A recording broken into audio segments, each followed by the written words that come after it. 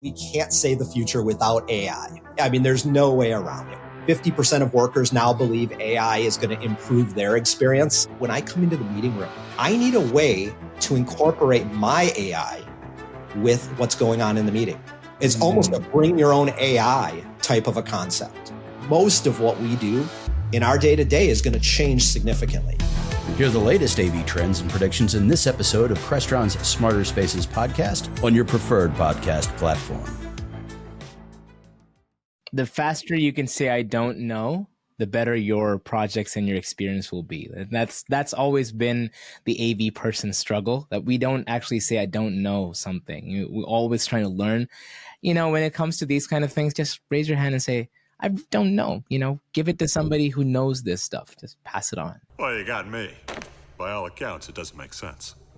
Oh, well, back to business. Hacking AV systems and the value of industry certifications. All that and more on this episode of AV Week. This is AV Week, episode 659, recorded Friday, April 5th, 2024. Sandboxing AV. This is AV Week, your weekly wrap-up of the biggest AV news and information we have gathered this week. My name is Tim Albright. I am your host. With us to discuss the news and information, first and foremost, Kelly Teal from SSR. Welcome, ma'am. Thank you. And as always and forever, thank you for having me on. Absolutely. You're awesome. Also with us is Christy Mitchell from Liberty AV. Welcome, ma'am. Hi, everybody. Twice in 1 week, Tim. So good to be able to, I just feel so fortunate to see your old/new haircut twice in 1 week. Okay, so the haircut is old, but anyhow. And if you didn't catch it, Christy and our buddy Erica Carroll, we did a special with them on the program they did with Rosie Riveters in Denver, actually Aurora Public School, so you need to check that out. And last but not least, a long-lost friend who has finally graced us with his presence, Frank Paticala from Dante. Welcome, sir. This is not true. Runs away from me at trade shows. I had a sign ready that said, I'm sorry, Tim, please call me. So that's what really happened. Tim stopped calling me. There's three versions of the truth, right? There's 15 versions of this truth. It's all right in the middle. First story, hacking Linux. Holy cow.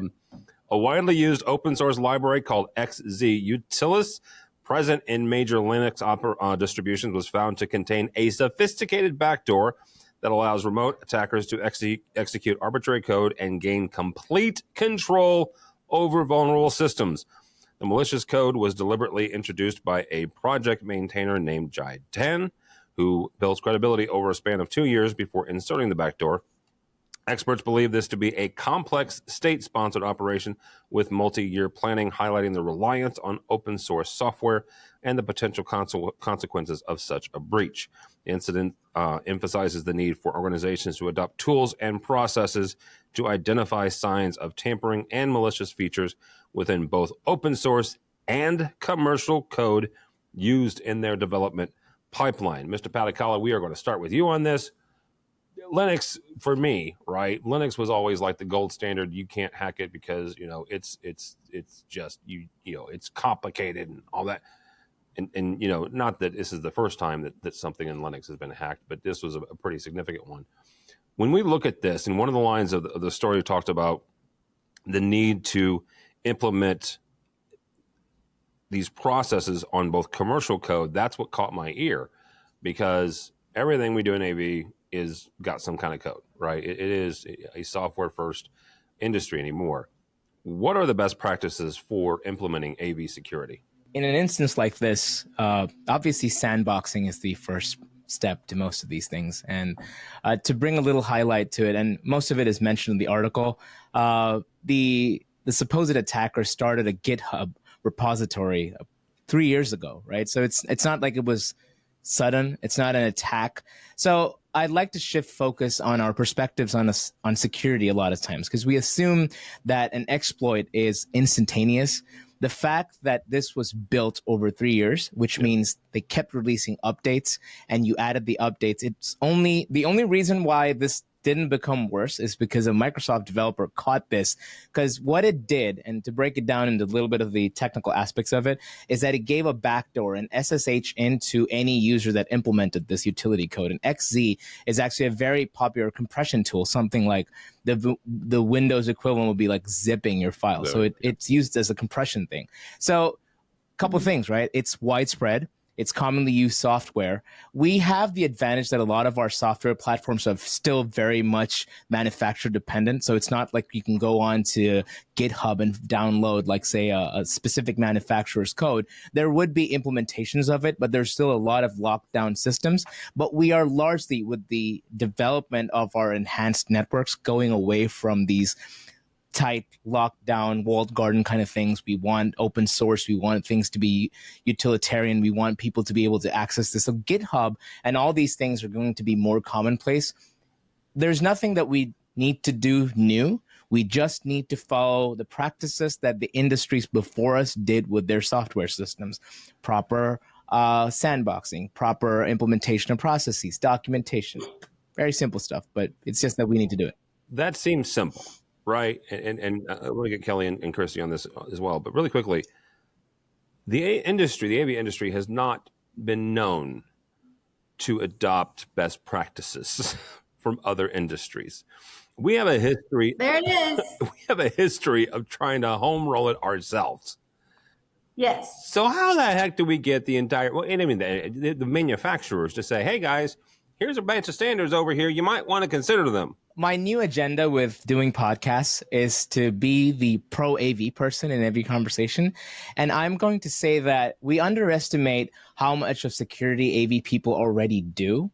It's just that we've grown accustomed to just bashing the AV systems. I think this conversation 10 years ago, yes, for sure, like we didn't know best practices. The programmers of today do have a solid IT background. Our companies are very much network compliant. As manufacturers, when we come in and we have those conversations about APIs or programming interfaces, one of the first questions every AV designer asks us is, do you have a document that shows us the best practices? Which shows that they don't know the best practices, but they're asking us, do you know what that is? Which has prompted us to come up with these single pagers and information sheets that can be given to these people. So there is thought. I don't know how much that has infiltrated the entirety of the AV industry. So maybe if you look at the top 50 AV companies, I'm sure there's a process in place, but this needs to be more commonplace. I think we have it. It's just that how much of that is out in public, how much of that is in terms of awareness, that's where, these kind of shows come into play. I mean, people listening to this should understand that if you don't have a process for managing your software, the software development lifecycle, SDLC, which is commonly used in software terms, needs to become a part of our industry too. Just adopt it, mold it to what works with your ecosystem, and you should be good to go. I wasn't alarmed when I saw this. Okay. I mean, and again, I'm a security person, so I'm not alarmed by this any of the time because I'm almost expecting this to happen. I believe that's the right mindset. We should expect this to happen every other day. This is going to be commonplace. We're going to hear more exploits. It's not going to get better. One of the things that I had written down in my notes for discussion on this topic is, whose job is it? And I feel like in AV, we circle this conversation back to, AV and IT all the time. I have a women's group in Colorado Women in AV and IT, and we are trying to make sure that we get more IT people into our women's group. And if you branch that back out into what we're talking about with manufacturing, with integration, with all the different spokes of the wheel that make up AV, it is a common statement that this is AV's job and this is IT's job. Okay, well, I did my part. I'm in AV. I did my part. Okay, well, we're finished now. Now it's IT's job. And to merge those two categories together is, again, what we're trying to do, and it should be so incredibly important. So we're not having to ask, whose job is it? To go back to the fact that this was an eloquent process, these things happen 2-3 years in advance.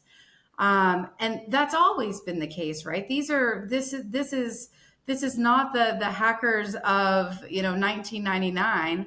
They're sophisticated. They know what they're doing. They know it is a long-term process in order to infiltrate these systems.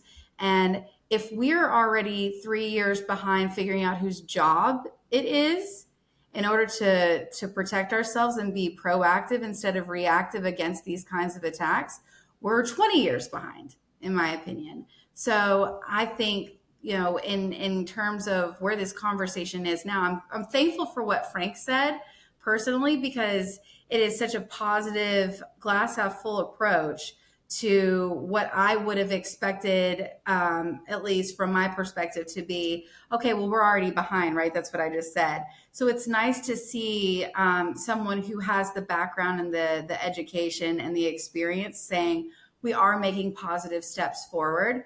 But my favorite phrase is that we need to get there yesterday, right? And how do we do that?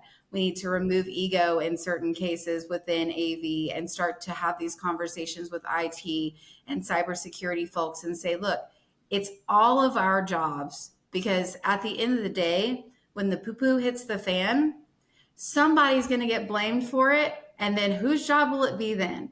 All of ours to fix it. Yeah, absolutely. The faster you can say, I don't know, the better your projects and your experience will be. That's always been the AV person's struggle, that we don't actually say, I don't know something. We're always trying to learn. When it comes to these kind of things, just raise your hand and say, I don't know, give it to somebody who knows this stuff. Just pass it on. And you saying that they're asking for best practices makes me so happy. That means that, again, we're shifting from, I know how to do it, or I'll tinker, or I'll figure it out, because we've been a tinkering type of industry, to let's get serious. Let's get serious about who we are. We're not, completely agreed. We're not rolling up under the people that, supply the cups and the paper towels to every building now. We're a bona fide industry. Let's get serious. Kelly, from your perspective, both from working with clients directly and users directly, how do we implement this, and how do we get it to them in such a way that they take the implementation of security seriously? Well, I don't think it's a lack of them not taking, I don't think it's them not taking it seriously and it's a lack of awareness, because I know everyone's aware. I mean, everything's hackable now. To prevent backdoors from sidestepping authentication, which we actually had that recently. Someone was just guessing passwords, and that was sending an authentication code to people's phones, and they obviously, none of them got in, because we have really good processes in place which fall under best practices, and that's really what it comes down to. And I agree with Christy, we're behind. I mean, when we made this transition from being AV only people to now we're integrated with IT, there was a whole separate set of knowledge base there that a lot of people who didn't already have it had to learn it or didn't. I think it's been a big transition for a lot of people. And when we're talking best practices now, we're not just talking just best practices as it pertains to AV. We're talking also cybersecurity. We're talking network. That includes regular updates, strong authentication, network segmentation, making sure you have encryption and disable default accounts and monitor network traffic. I mean, that is, I think, falls outside of the scope of what a lot of people are used to in the AV world.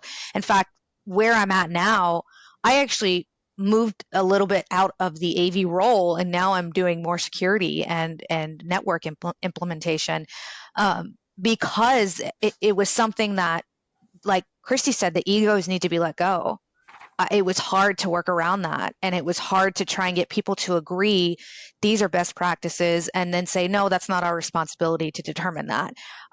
Even something down to security awareness training would help. And I know a lot of places have that now, and they offer that as part of their product, but it really comes down to following those best practices, feeling confident that you can be in the AV industry and also implement these security measures so that these things don't happen.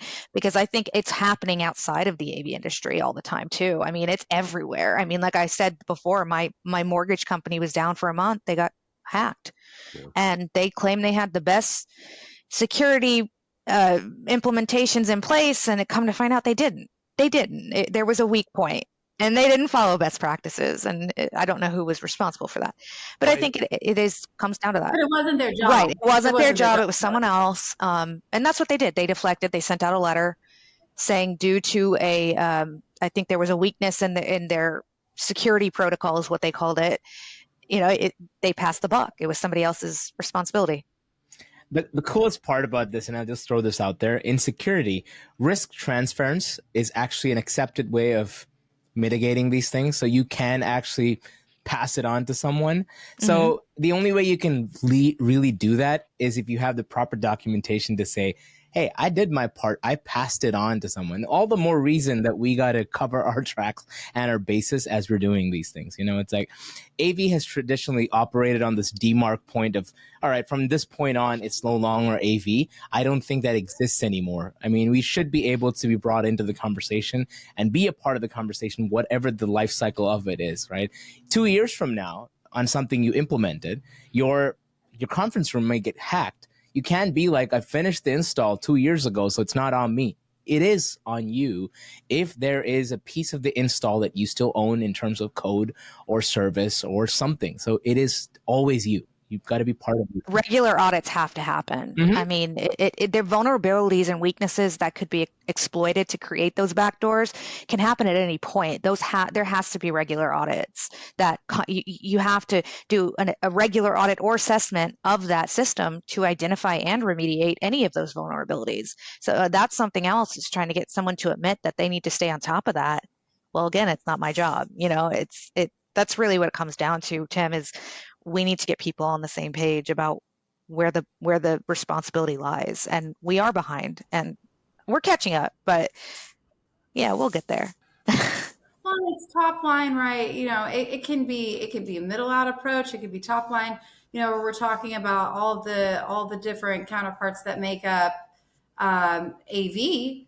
Well, we've got manufacturer level. That's what Frank was talking about manufacturers, making sure that they have best practices added in to deliver to people like Kelly and Consulting and their integrator partnerships, right? So then our integrators need to be able to say, hey, we installed this if they do the installations, and when the end user goes back, there should be a level of support from manufacturer to integrator if something goes wrong. We should all be responsible, and it should all be our job. Our job, absolutely. All right. Hi, this is Jennifer Goodyear and Erica Carroll from the Women in AV podcast, where we are encouraged by the incredible stories of women in AV. Listen in on fun, empowering conversations as we chat with inspiring women, breaking barriers and creating their own path in the industry. Check out Women in AV on avnation.tv or wherever you get your podcasts.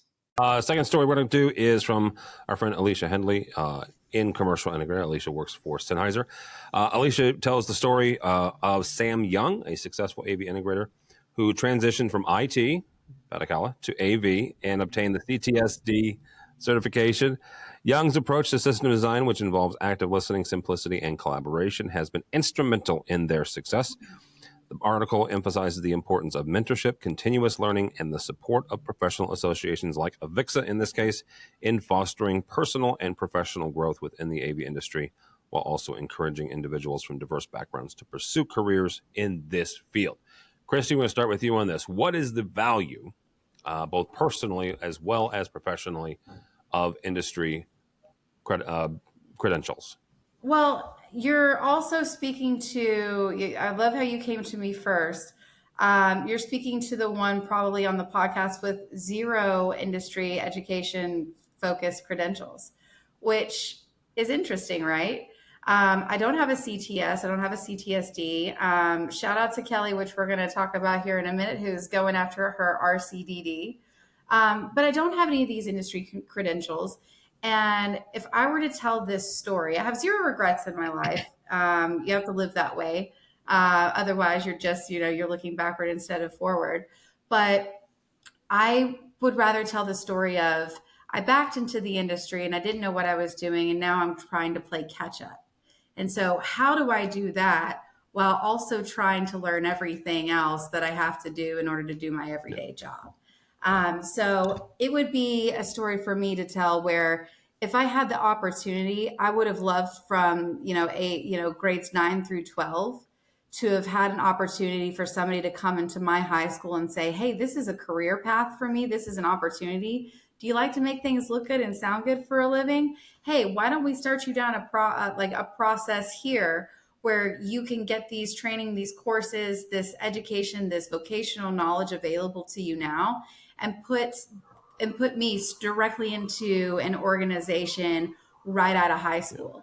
And it's one of the things that Tim and I were discussing with Erica Carroll a couple of days ago, which is, all of these opportunities are out here for young people that they just don't know that exist, because our industry is inherently, who do you know 6 degrees from one to the next. And so, in a different world now, I might surprise you in the next couple of years. You never know. And when that day happens, I cannot wait to come on this podcast and say, hey, guess what? Guess what I learned? Guess what test I took and I passed the first time, hopefully. Yeah. But, and I also think it's not just about having a CTS certification. Again, that is a wonderful thing that we provide within AVIXA, but there are so many other manufacturer trainings, things that I want to learn now as a manufacturer. I want to study audio. How do I do that? Frank. I want to learn about live recording and sound. How do I do that? I want to learn, I want to learn about film production and how one thing connects to the next without having to be on the job learning from my customers. How do I do that? So it's not just the fact that we have these tools available to us. And I want to say kudos to Sam Young for being a guy who went from IT to AV. And I would love to pick his brain on his story as to how that happened and what, even more about his experience. But, what else can we do and how can we make this knowledge available and make it a certifiable program outside of a CTS? Like, what does that look like? Kelly, Christy mentioned your RCCD. So let's talk about industry certification and what you're doing and why you're doing it. So if you had asked me this a few years ago, I was very biased because the reason I got into the industry was I fell into it accidentally. So I was going to college for a completely different major.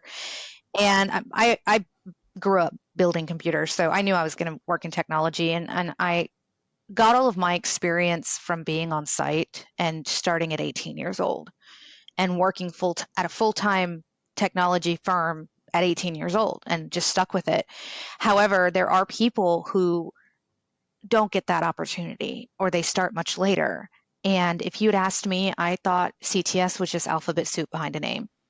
And I thought some of the most knowledgeable people were, people who didn't hold credentials. However, again, once I moved into the senior consultant role, to me, it became more of I don't need to go and get that to, maybe I do need to validate my skills and knowledge, just for industry credentials serving as as tangible evidence that, an individual does possess the necessary skills and knowledge required to perform specific tasks. So there's a little bit of a political reason for getting it, but there's also, things that you may not know, things that you've never come across, even if you've been doing this for 15 years, that it's like good to know. And, it not only that, but internally, it's just, advancement opportunities and global recognition, professional development. I mean, I've never gotten, for instance, I know this isn't a credential, but more of an achievement, but I've never gotten 40 under 40. Would I like to get it at some point? Yeah.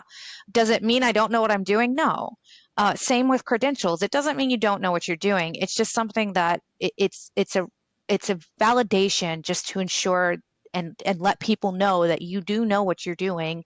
However, you've got that extra set of knowledge that from an industry standpoint, there's things that now that you may not have known before, ever had to deal with. And that's my shift has become more of it'd be really nice to have it. And I started chasing the RCDD because I started working on, there's two reasons for that. One, I went from being kind of an AV only expert to now I'm back into more of a hybrid role where I'm doing AV security, telecom infrastructure, RTLS, clock systems. So there's things that now that I've gone from being an AV expert for a number of years, I want to make sure that my knowledge is up to date. I want to make sure that there's things that I know and that I can perform, and provide, a design that for a client, it's just a stellar design. And I used every bit of piece of information that I had because I got the RCDD and I have the latest information downloaded now.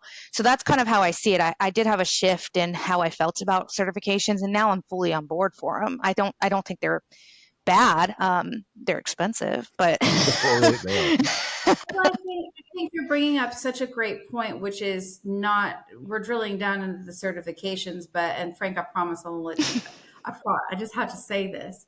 Like, we're doing chicken or the egg when it comes to certifications, because we're not proving a validity and a necessity behind them. They're options for people. And so if we're deciding, or we're viewing this, even just with the four of us on this podcast today, as something that is an option and not something that is necessary, then when it comes to being hired and hireable, what career advancement opportunities do you indeed have because you have the CTS, because you have the CTS-D, because you have this manufacturer level cert? What we need to take it serious, but how? So Frank, I want you to comment on that, but also take a look at not just the CTS or the CEDIA certification, Big C, but you also got the CCNA, which is technically a manufacturer, right? Yep. It's a Cisco certification, but it's a highly coveted one. Yep. It's a pain in the butt, and to Kelly's point, it's also expensive. You've got the RCDD. You've got several. Technically, you can be AIA certified, right? So what is the value of certifications generically, regardless of where it comes from, for the industry? So I'll give you two perspectives. One is my personal perspective on certifications, right? And that's personal. I don't know how many people relate to that. I really do enjoy learning, right? And I know everybody says that, but it is truly something that calms me. If I'm learning something, and trust me, I have done courses on everything from knife sharpening all the way to the most random things. I like learning things. And it's just, so I find a certification a preset way of learning something. It's already there. Does it validate, or does it give you the skill sets to take on a role in which that particular certification applies to? Maybe, maybe not, right? When I passed my CCNA, I passed it for the first time when I was 17 years old. And I did it because I loved computers. I didn't go into computer related stuff after that. And I kept renewing it all these years because I liked the networking part of things. Did it help me? It absolutely did. So when I had my first conversations, so I did that. I've tangentially, I just went into cybersecurity, which all seemed like, different paths. But my first AV job, when I got into it, the fact that I had that IT background was the conversation starter. So I got my foot in the door because of the certifications. Nobody was asking me, hey, you have a CCNA. Do you actually know how to do a network? Yes, I did. But that wasn't the point of the certification, is that I did pass an exam that was set by a manufacturer or an industry body that gave me said skills, right? On-the-job training will always be the number one way where people learn and actually learn how to implement skills. So this is my second perspective on it, right? Skills are always acquired at your job. There's no question about it. Some of the best IT professionals have 0 certifications. Some of the best AV professionals have 0 certifications. You don't need a... Oh, thank God. No, I completely agree with that.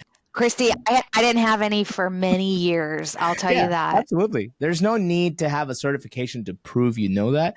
But we are, in a very competitive market. We're also talking to not just the industry experienced professionals. We're also talking to people who are coming new. So if you're out of high school and you're looking to get into the industry, what do you tell them? Hey, why don't you network with 300 people you don't know and get those connections going? Or is it easier to say, hey, jump onto VIXA, get a CTS, and then when you start the conversation, you can say, I have a CTS. So at least there's a benchmark, and that's how certifications need to be seen. Now, there are different levels of certifications. So RCDD, I consider that an advanced certification. Anything that you need months of training and months of learning in order to pass, that's not an entry-level certification. There is definite advantages to having that. Employers need to recognize people who get those certifications. They need to be valued in every sense in terms of HR there is, because these are difficult things to get. So when somebody goes to that level, respect it, give them the right pay, everything. They deserve that, right? But that's how you need to see it. There are steps to certifications. Go for the higher ones if that's really what you want to do. But the entry-level certs are all there to kind of give us that opportunity to get into an industry. Makes sense. All right. Thank you guys so much for joining us. Kelly Teal from SSR and Future RCTD. How do people connect with you? LinkedIn and only LinkedIn. Christy, how do people get a hold of you? LinkedIn, Christy Mitchell. It's CHRISTIE and then MITCHELL. And shouldn't be too hard to find. I'm pretty active on there. All right. Mr. Patakala, how do people connect with you? Frank Patakala on all the socials. Do a lot of LinkedIn these days, so you can reach me there. And I should mention this.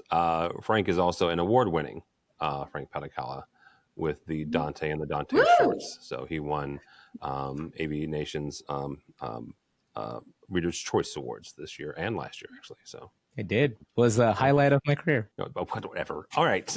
For Tim Albright, don't follow me on anything, but go by the website if you would, please, avnation.tv. That's avnation.tv.